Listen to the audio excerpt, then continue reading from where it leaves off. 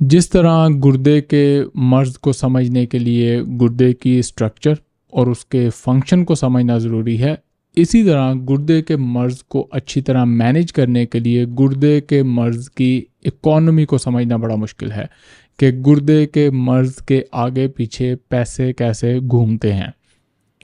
आज के एपिसोड में मैं आपको बताऊंगा कि कैसे मरीज़ अपने गुर्दे के मर्ज़ के ज़रिए साल के लाखों रुपए बचा सकते हैं, या दूसरे अल्फाज में हमारे वो मरीज़ जो स्टेज 3 CKD पर डायग्नोस होते हैं वो कैसे एक साल में अपने लाखों रुपए की सेविंग करते हैं। और अगेन मैं एम्फेसाइज़ करूँगा कि मैं कोशिश करूँगा, क्योंकि हमारे एजुकेशन सिस्टम की वजह से हमारा जो इंटेलेक्चुअल लेवल है वो हमें कोई लॉन्ग टर्म्स गोल, कोई बड़ी स्ट्रैटेजी, कोई बिगर पिक्चर इन पे सोचने ही नहीं देता, काम ही नहीं करने देता। इसीलिए जो एक लंबी स्ट्रैटेजी के गोल, काम या एम्स होते हैं उनमें हम बहुत ज़्यादा इंटरेस्ट नहीं लेते। हालांकि इसी लंबे सिलसिले में छोटी छोटी चेंजेस करके आप एक बड़ा गोल अचीव कर सकते हैं। वीडियो में मैं IDC के साथ, इस्लामाबाद डायग्नोस्टिक सेंटर के साथ जो हमारी कोलैबोरेशन हुई है उसकी एग्जांपल यूज़ करके मैं एक्सप्लेन करने की कोशिश करूँगा कि कैसे आप मरीज़ के पैसे बचा के भी मरीज़ के लिए और कम्युनिटी के लिए वैल्यू ऐड कर सकते हैं। अस्सलाम वालेकुम, doctor वैज़का from expert council clinic of Lahore अपनी नेफ्रोलॉजी सीट पर। कोई लंबी चौड़ी तमहीद बांधे बगैर मैं सीधा IDC वाले प्रोजेक्ट में जंप इन करता हूँ। पिछले हफ्ते एक लंबी डिस्कशन, डिबेट और रेफरेंस के बाद expert council clinic of Lahore ने हमने इस्लामाबाद डायग्नोस्टिक सेंटर, जो कि पाकिस्तान में एक इंटरनेशनल लेवल की बड़ी रेप्यूटेड लैब है, उनके साथ एक MOU साइन किया है, जिसकी बदौलत IDC expert council clinic of Lahore के पेशेंट्स को देगी 25% डिस्काउंट। अब इससे हम समझने की कोशिश करते हैं कि मरीज़ों को, हमारे एटलीस्ट मरीज़ों को कितना फ़ायदा होने वाला है। यहाँ पे मैं डिस्क्लेमर देता चलूँ, ना ही मेरी इस MOU की वजह से IDC के साथ कोई कमीशन है और ना ही मैं इस तरह के काम करने के अभी हक़ में हूँ। जब मैं करूँगा तो सबसे पहले आप मेरे मुंह से ही सुनेंगे, बजाय इससे कि आपको कोई और बताए, और ना ही IDC को इससे कोई ख़ास फ़ायदा है, एक्सेप्ट कि जो हमारे पेशेंट कहीं इधर उधर से लैब कराते हैं वो एक प्रोफेशनल लैब से कराएंगे। इस MOU, इस कोलैबोरेशन का जो असल फ़ायदा उठाने वाला या बेनिफिशरी है वो है हमारा पेशेंट। अब आप पूछेंगे वो कैसे? उसमें 2 बड़ी चीज़ें हैं। पहली बात तो इस सारे स्टेप का मकसद ही ये था कि मरीज़ हमारे एक स्टैंडर्डाइज्ड इंटरनेशनल लेवल किस्म की लैब से अपने टेस्ट करवाएं, गली मोहल्ले से ना करवाएं। जो कि इतने नालायक और गधे हैं गली मोहल्ले के लैब वाले, वो ना सिर्फ नंबर और लैब एरर करते हैं बल्कि उनके यूनिट भी गलत लिख देते हैं। वो यूनिट भी कॉपी पेस्ट किसी अच्छी लैब से नहीं कर सकते, जहाँ से फिर मुझे सस्पिशन होता है कि ये तो लैब बिल्कुल ही कचरा है, और मुझे पेशेंट को अक्सर कहना पड़ता है कि अब इसकी बजाय किसी अच्छी लैब से करवाएं। तो मैंने कहा क्योंकि IDC पूरे पाकिस्तान में अवेलेबल है तो क्यों ना किसी ऐसी रिप्यूटेड लैब से MOU किया जाए जिससे मेरे मरीज़ों की लैब कम से कम स्टैंडर्डाइज हो जाए। दूसरा मरीज़ का इसमें ये फ़ायदा है कि हम एवरेज एक महीने में तकरीबन 70 से 80 लाख के लैब टेस्ट करवाते हैं नेफ्रोलॉजी की, स्पेशली क्योंकि प्रैक्टिस ही सारी ब्लड टेस्ट के बेसिस पे होती है, तो ये लैब्स करवानी ही पड़ती हैं डॉक्टर को। इसके अलावा कोई चारा ही नहीं है, इसके बगैर किडनी डिजीज़ मैनेजमेंट हो ही नहीं सकती। अब इस नंबर को थोड़ा सा राउंड फिगर करें और 80 लाख के बजाय इसको बना लें महीने का 1 करोड़। अब इस 1 करोड़ में से जब 25% डिस्काउंट होगा तो बन गए 75 लाख। तो 1 करोड़ में से 25 लाख रुपए मरीज़ों के बचे। वही मरीज़ जो हमारे हैं, वही मरीज़ जो हमारे पास अपनी किडनी डिजीज़ मैनेजमेंट के लिए आते हैं। तो मैंने ایک چھوٹے سے کولیبریٹو سٹیپ سے، جس میں نہ میرا کوئی پرسنل گین ہے، نہ لیب کا کوئی پرسنل گین ہے، مریضوں کا 1 کروڑ میں سے ایک مہینے میں 25 لاکھ روپیہ بچا لیا۔ اب یہ پیسہ مریض کی پاکٹ میں رہے گا اگر وہ سمجھدار ہو، اگر اس کو یہ ساری فلسفی سمجھ آئے تو وہ اس کو بڑا کیئرفلی اپنی صحت پہ کسی اور طریقے سے یوز کر سکتا ہے۔ اب یہ تو تھا بڑا آبویس گین جو شاید مریض کو سمجھ آ گیا ہو، شاید نہ سمجھ آیا ہو۔ اس کے بعد میں چلتا ہوں چھوٹے چھوٹے گینز پر، جن کو ملا کے ہمارے مریض جانے بغیر، اپریشیٹ کیے بغیر، ویلیو کیے بغیر سال کے لاکھوں روپے بچاتے ہیں۔ میں آپ کے سامنے ایک ایک پینی گننے کی کوشش کرتا ہوں۔ آگے پروسیڈ کرنے سے پہلے میں پھر ایک دفعہ آپ کو بتا دوں کہ یہ زیادہ سیونگ ہوتی ہے آپ کی ارلی سٹیج پہ، اسی لیے میں ایمفیسائز کرتا ہوں کہ جتنا آپ اپنی ڈیزیز کو ارلی ڈیٹیکٹ کریں گے اتنا ہی آپ کے لیے ایموشنلی بھی بہتر ہوگا، فزیکلی بھی بہتر ہوگا اور فائنینشلی بھی بہتر ہوگا۔ سٹیج 4 اور 5 CKD جو پیشنٹ ہوتے ہیں ان میں ڈاکٹر، لیب، دوائیاں، میڈیسن بڑے لمیٹڈ رہ جاتے ہیں اور کوئی بہت زیادہ مریض کو ہیلپ نہیں کر سکتے اس کے پیسے بچانے میں۔ چلتے ہیں خوراک کی طرف۔ خوراک میں مریض کی جو ایک بڑی بلک میں سیونگ ہوتی ہے وہ ہوتا ہے اس کا ڈائن آؤٹ، یعنی کہ باہر سے کھانا کھانا۔ اب یوزولی جو CKD کے مریض بلڈ پریشر، ڈائبٹیز سے، جو کہ تقریباً CKD کے 70% مریض ہوتے ہیں، وہ ہوتے ہیں پور میٹابولک ہیلتھ کی وجہ سے، انہیلدی لائف سٹائل کی وجہ سے، جن میں ایک بہت بڑی چیز ہوتی ہے باہر سے کھانا کھانا۔ اس میں جو بڑے کاشیس لوگ ہیں وہ ہفتے میں 1-2 دفعہ کھاتے ہیں، اور جو بالکل بد پرہیز لوگ ہیں وہ تقریباً ہفتے میں 5 سے 6 دن باہر سے کھانا کھاتے ہیں۔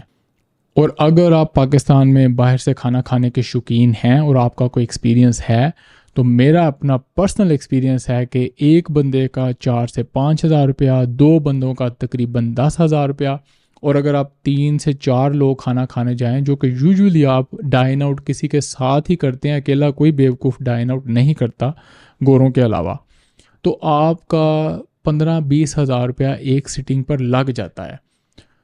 اس اینگل سے دیکھیں تو آپ مہینے کے تقریباً 25-30 ہزار روپے سے لے کے لاکھ روپے تک پر منتھ سیو کرتے ہیں، کیونکہ میرے مریضوں کو باہر کا کھانا لٹرلی بند ہوتا ہے۔ مے بی مہینے میں 1 یا 2 فیملی وزٹ الاؤڈ ہوتا ہے۔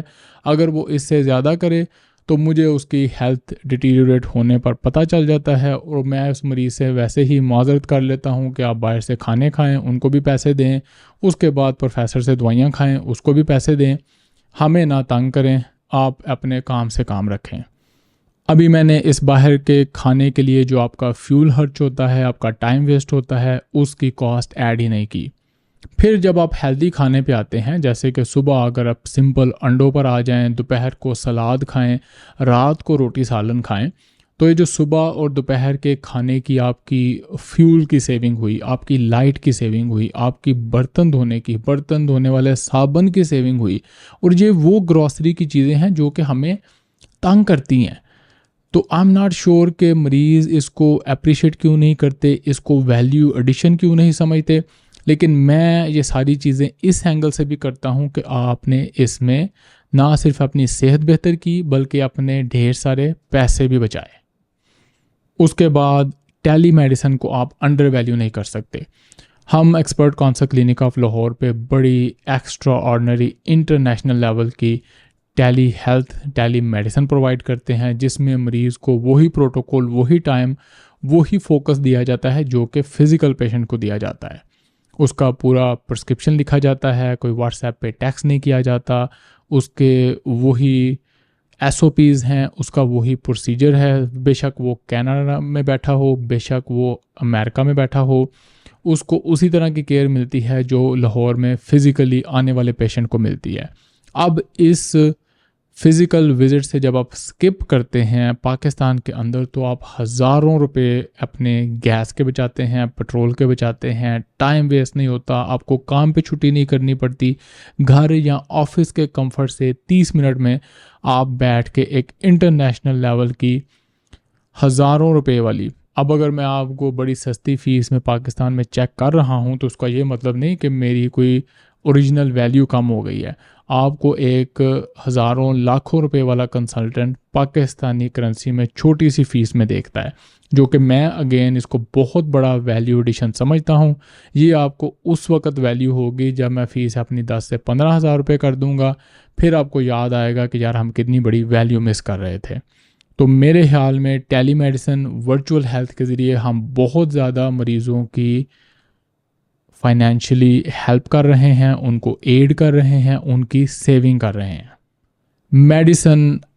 میڈیسن سے جان چھڑانا ہماری ایکسپرٹیز ہے. ہمارے پاس پاکستان میں اس کا ایک پیٹنٹ ہے, اور یہی وجہ ہے کہ جب بھی آپ ایکسپرٹ کانسلٹ کلینک آف لاہور میں آئیں گے یا ایکسپرٹ کانسلٹ کی کوئی بھی ایکٹیویٹی دیکھیں گے تو اس کے قریب کوئی فارماسیوٹیکل کمپنی نہیں بھٹکتی, کیونکہ ہم کسی کے ساتھ بھی اس طرح کی انڈر ہینڈڈ کولیبوریشن نہیں کرتے.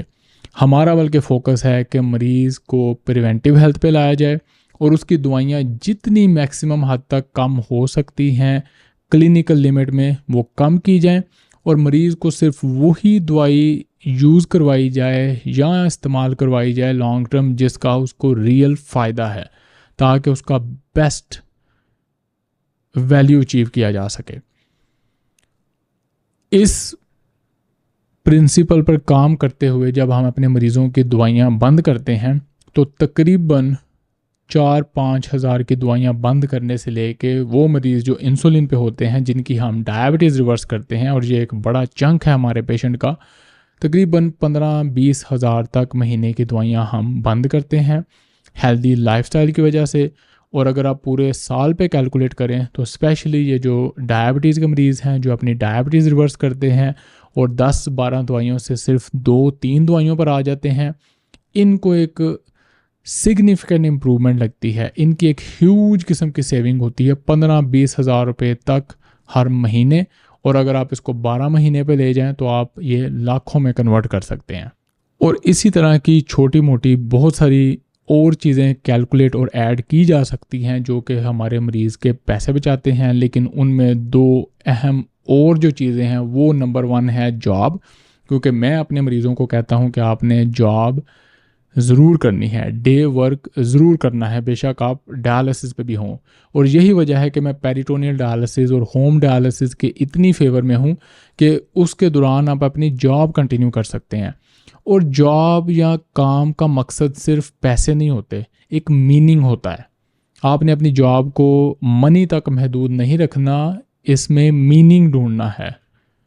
اس سے آپ کو زندگی کی ڈائریکشن ملتی ہے, آپ کا دن اور رات آرگنائز ہوتے ہیں. اور نیچر نے ہمیں اس دنیا میں کسی کام کے لیے ہی بھیجا ہوا ہے.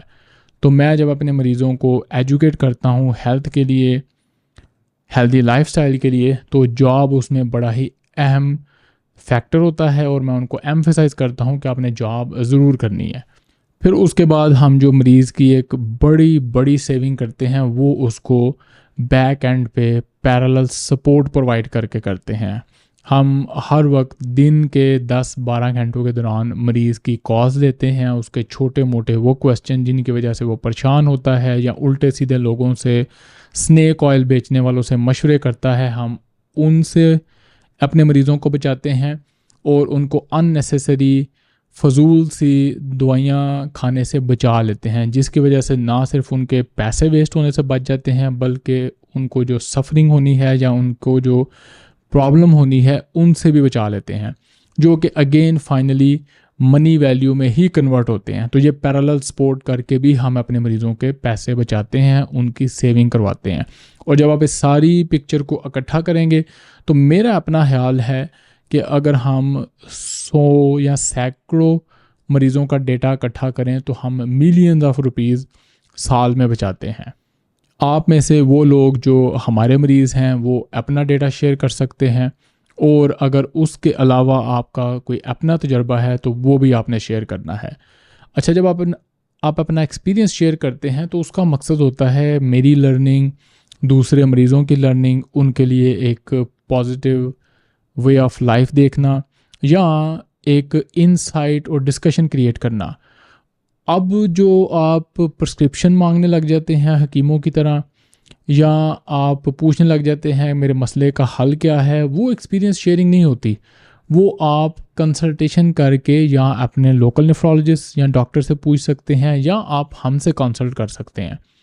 اب یہ کوئی ایکسپیرینس شیئر نہیں ہے کہ جی میری والدہ کی کریاٹینن 3 ہے اور اس کی 2 دوائیاں چل رہی ہیں تو اب ہمیں کیا کرنا چاہیے۔ اس کو ہم کنسلٹیشن اور اوپینین کہتے ہیں، اور یہی کام کرنے کے لیے ڈاکٹر ٹرین ہوتا ہے اور وہ اپنے ڈیسک پہ بیٹھا ہوتا ہے۔ تو یہ کام آپ نے اپنے ڈاکٹر سے آفس میں جا کے کرنا ہے۔ ہاں، یہ آپ میرے ساتھ ضرور شیئر کریں۔ جی بالکل، مجھے اسٹیج 3 CKD تھی، میں نے اپنی لائف کو سیٹ کیا اور بالکل میں مہینے میں 12 دوائیاں کھاتا تھا، اب میں 2 پہ آ گیا ہوں، تھینک یو ویری مچ۔ یا میں نے فلاں موٹیویشنل اسپیکر کو سن کے اس کو اڈاپٹ کیا اور مجھے یہ فائدہ ہوا، اس کو اپریشیٹ کریں، اس کو ویلیو کریں۔ اس طرح کا ایکسپیرینس آپ نے شیئر کرنا ہے۔ مجھے آپ کی اوپینین کا پھر انتظار رہے گا۔ آپ ابھی تک اپنی بیماری میں پیسے ضائع کر رہے ہیں یا بیماری کو بہانہ بنا کے اس کو سبب بنا کے اپنے پیسے سیو کر رہے ہیں؟ آپ نے ضرور بتانا ہے۔ ملاقات ہوگی اگلی ویڈیو میں۔ اللہ حافظ۔